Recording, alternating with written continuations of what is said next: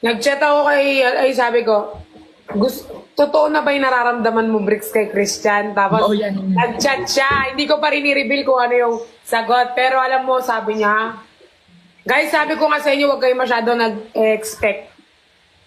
Ang sagot ni Bricks dun, guys, ano? Dun, dun, dun, dun. Dali sa Bricks Chan fan. Sabi niya, guys, oo daw, totoo na daw yung ano.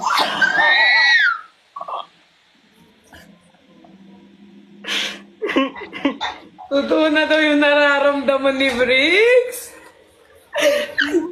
Sa Bricks siya naman tayo, be. Kanina pa yung Nicolas, eh. Bricks siya naman. Nicolas Totoo kayo ng ba? Nicolas, ah. Oo, kinikilig ko.